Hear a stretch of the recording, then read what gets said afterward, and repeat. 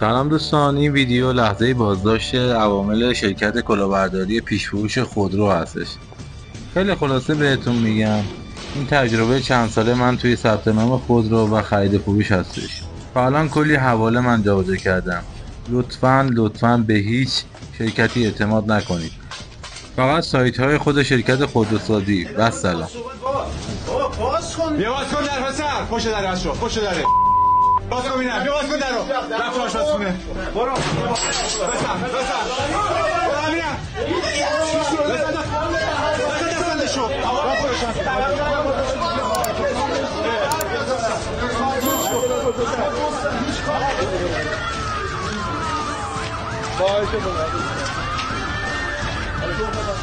چی اسمه؟ چند سالته؟ 24 سالته؟ شما مدیر شرکتی؟ تحصیلات چیه؟ دیپلم؟ اینجا چیکار میکنید؟ الان 90 روز شده و هنوز تحویل نگرفتید، درسته؟ 90 باشید، بله. درسته. خب یه زحمتی بکش. این شرکت کلاهبرداری بوده و اینکه ما تماس میگیریم خدمتتون.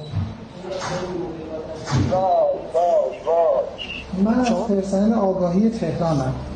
خب این شرکت کلاهبرداری بوده. چاره شدم. کارتون چیه؟ این پولو بعد از چند وقت در آوردید که الان من اینجا هزینه کردیم؟ ماشین فروختم، پدرم در اومده بابا تا این کارا رو کردم. من زن مریض دارم تو سنه. اینا هر پول مردم بدبخت داره. تمام اموال مردم بدبخت که امید اومدن خودروی سوارشون رو فروختن که مثلا یه مدل بالاتر کنن، ولی همه اینا تبدیل به ارز میشه. کارا اینجا شده هیچ هم دستشون نمیگیره. اگه ما 2 روز دیرتر اومده بودیم اینجا، شرکت بسته شده بود، فرار کرده بودن و تمام.